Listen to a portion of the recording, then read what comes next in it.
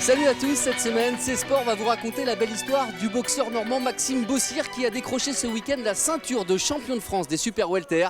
C'est parti.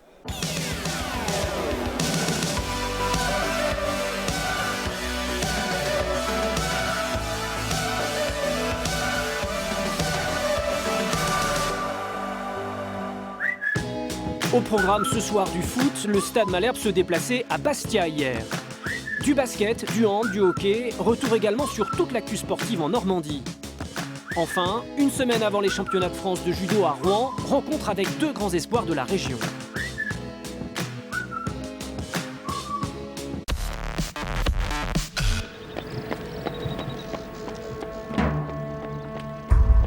C'est seul et au cœur du pays d'Auge qu'il a préparé l'événement. Depuis des mois, Maxime Bossir s'est enfermé dans une bulle. Le boxeur normand s'apprête à disputer le combat le plus important de sa carrière, devant plus de 2500 spectateurs, au Zénith de Caen. On est à la fois au Zénith et on est surtout devant l'adversaire le plus dur, qui a 3 fois plus de combats que moi et qui est champion de France en titre chez Super Welter. Donc, duel de champions au Zénith, voilà. Et pour préparer ce combat, Maxime s'est isolé à 9000 km de la Normandie, dans le Colorado. C'est ici, au cœur du Grand Canyon, qu'il s'est entraîné comme un fou des journées entières pour tenter de décrocher cette ceinture des super welter, les moins de 70 kg.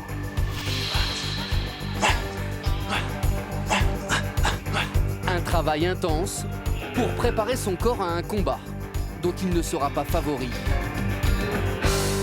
C'était bien de le préparer au milieu de nulle part, dans le Grand Canyon et dans une ferme et à la Rocky, et parce que je me suis retrouvé un peu seul et ça m'a fait du bien, et parce que quand je suis ici en France, il y a beaucoup de sollicitations et tout ça, donc là j'étais vraiment tout seul et isolé pour bien bosser physiquement, et voilà, c'était un gros avantage, je pense.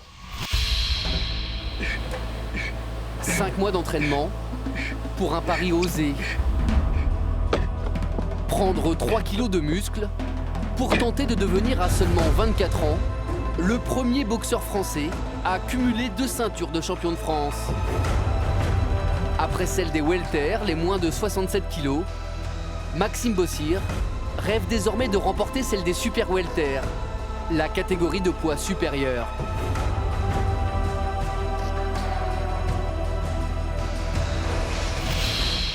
Mais avant de continuer à suivre Maxime, place au foot. Le Stade Malherbe de Caen se déplaçait à Bastia hier soir. Il y a une semaine encore, Caen ne pouvait pas rêver d'un meilleur début de saison. 8 jours et 3 défaites plus tard, le Stade Malherbe rentre dans le rang après ce nouveau revers à Bastia. Regardez bien cette frappe lointaine d'Andy Delors. C'est la seule occasion normande de cette triste première mi-temps. Une seule occasion également pour Bastia. Ce coup franc de Diallo à la 31e minute. Rémi Vercoutre ne bouge pas. Le gardien normand apprécie mal la trajectoire du ballon. Bastia mène 1-0 à la pause. On pensait avoir la maîtrise du match jusqu'au but. Puis après, à partir du moment où on prend ce but, on s'est liquéfié complètement. Et donc voilà. Donc, par rapport après à ce qu'on a proposé, non, je ne peux pas avoir de regrets. En seconde période, Caen s'en remet encore à Andy Delors pour tenter d'égaliser. Mais sa tête est bien déviée par Jean-Louis Léca. Le gardien Bastier, auteur de cette boulette finalement sans conséquence dans les dernières minutes du match. Bastia s'impose 1-0. Le Stade Malherbe, lui, subit sa 2e défaite consécutive en championnat. Le club normand glisse à la 5e place du classement. Pendant ce temps-là, en Ligue 2, le Havre poursuit sa jolie remontée au classement. Les Havrais se sont imposés vendredi à Tours grâce à ce but plein de malice de l'ancien Canet, Mathieu Duhamel en pleine forme. Les Havrais sont désormais 4e de Ligue 2 avec seulement 3 points de retard sur le podium. Enfin en national, l'US Avranches a dû se contenter d'un match nul, 2 buts partout vendredi à Luçon. Après 11 journées, le club du Sud-Manche est 5e du classement avec 16 points.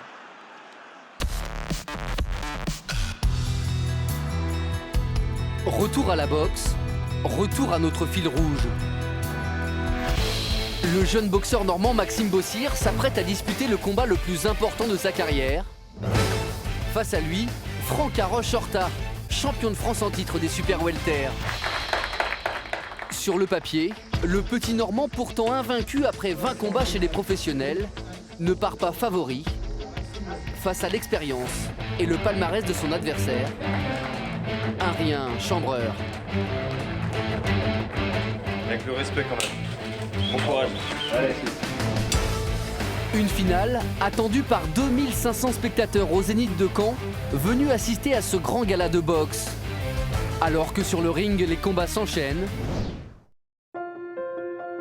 c'est dans sa loge et au calme que Maxime Bossir se prépare, en compagnie de ses proches et de Salem, son entraîneur.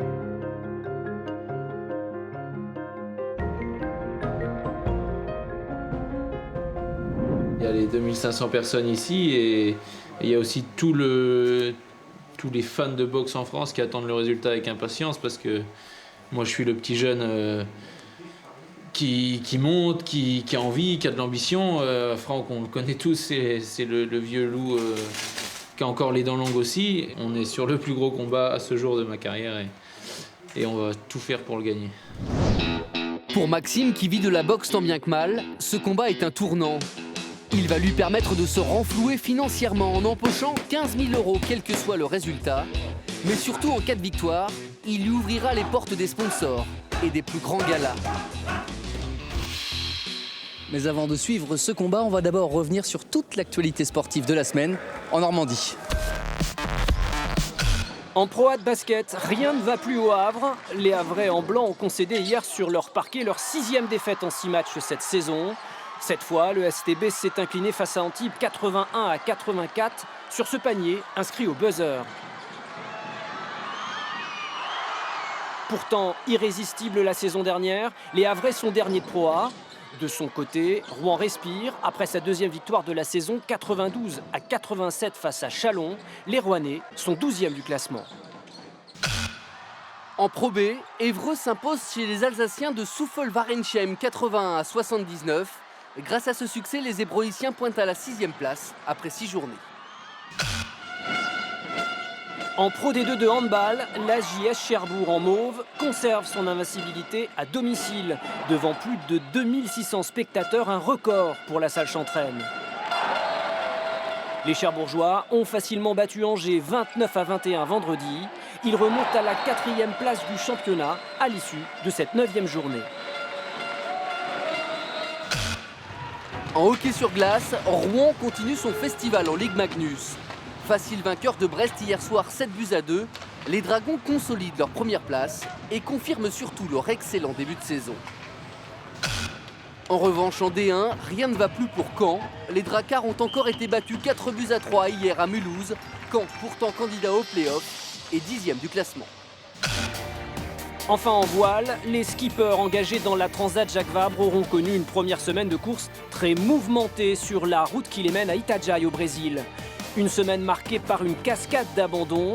Le dernier en date, celui du Calvadosien Fabien Delahaye et de son co-skipper Jean-Pierre Dick. Ça paraît incohérent de continuer dans la course et d'amener un bateau encore fragile jusqu'au Brésil. Donc un peu la mort dans l'âme avec Fabien qu'on a décidé d'arrêter notre course. C'est pour l'instant le bateau Sodebo de Thomas Coville et Jean-Luc Nélias qui mène la flotte, alors que le massif d'Armel Lecléache et Erwan Tabarly est pour l'instant leader dans la catégorie IMOCA.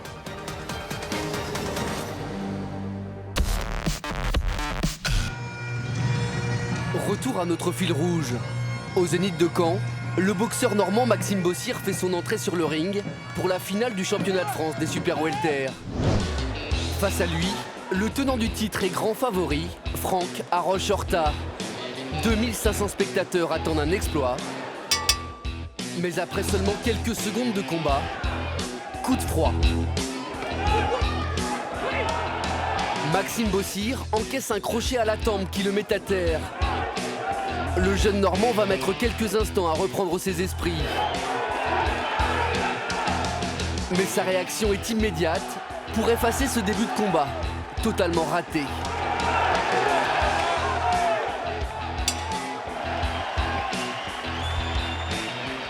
C'est bien, c'est rien, c'était à froid. Là, c'est premier round, c'est normal, c'est un peu, c'est un peu n'importe quoi.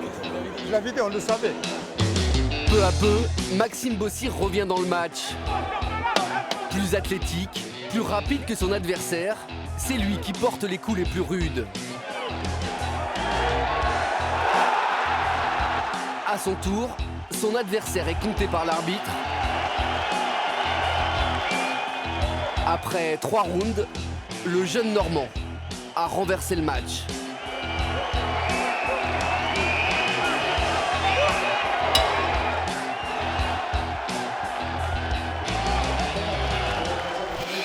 Nous avons de voir le dénouement de ce combat. Place à notre dossier. Une semaine avant les championnats de France de judo qui se dérouleront à Rouen, nous avons suivi 2 des plus grands espoirs de la région. Regardez. Je m'appelle Narek, j'ai 16 ans, je suis champion de France cadet. Je m'appelle Cheyenne, j'ai 19 ans, j'ai fini 5e au championnat du monde junior.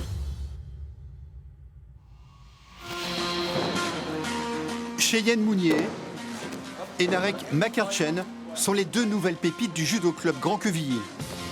La relève d'Hugo Legrand, le jeune retraité, apprécie. Ça fait plaisir de voir derrière des petits jeunes poussés avec un tel niveau. J'ai peur qu'ils me dépassent, ça va être embêtant. Non, c'est vraiment super. Vous allez essayer de vriller un petit peu. Hugo comme modèle et Paco comme professeur. Cheyenne et Narek ont grandi et progressé avec l'aîné des frères Legrand. Elle a une capacité de travail énorme. Elle s'arrête jamais, elle n'est jamais satisfaite. Donc elle est tout le temps dans la recherche de la perfection. Je pense que ça, c'est son point fort. Il a gagné tous ses championnats de France sans même pas être menacé une seule fois. Tout par ippon. Donc c'est vraiment... et on sent qu'il a le combat dans la peau. Au Grand Quevilly, les 2 phénomènes n'ont plus d'adversaires à leur hauteur. Alors il leur a fallu s'exiler. Cheyenne est parti s'aguerrir à l'INSEP à Paris et Narek marche sur ses traces. Dimitri Dragin, le champion havrais, est désormais leur instructeur, avec en ligne de mire les Jeux de Tokyo de 2020. Mes 4 années qui vont arriver, oui, je vais les consacrer au judo et chaque fois que je me lève, je sais pourquoi je fais ça, je sais pourquoi je me lève, je sais pourquoi je vais à l'entraînement. Je sais pourquoi je m'entraîne à fond et pourquoi aussi je m'économise pas. Mon rêve, ce serait d'être champion olympique. Mais mon rêve de cette année, ce serait d'avoir les papiers pour pouvoir faire les championnats d'Europe et ramener une médaille. Les semaines qui viennent s'annoncent semées d'embûches. Narek, l'Arménien, tentera d'obtenir sa naturalisation française. Et Cheyenne, le respect de ses aînés. Le 7 novembre à Rouen, elle disputera ses premiers championnats de France seniors.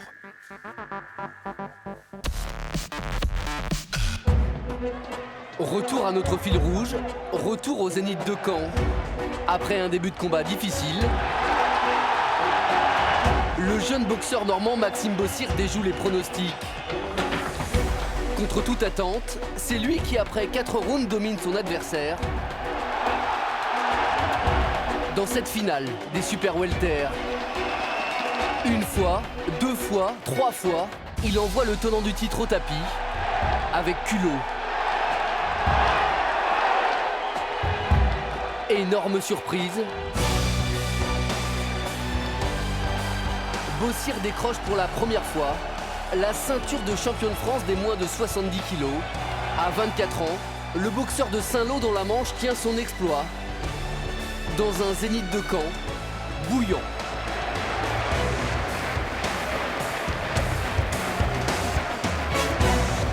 J'ai pris des coups secs, j'ai pris des coups forts. Mais voilà, je me suis relevé et c'est ça qui fait un champion aussi. Et voilà, aujourd'hui j'ai 2 belles ceintures de champion de France dans 2 catégories différentes, à 2 combats d'intervalle, un Zénith plein. Ça sera encore mieux la prochaine fois. Bien sûr qu'il était là.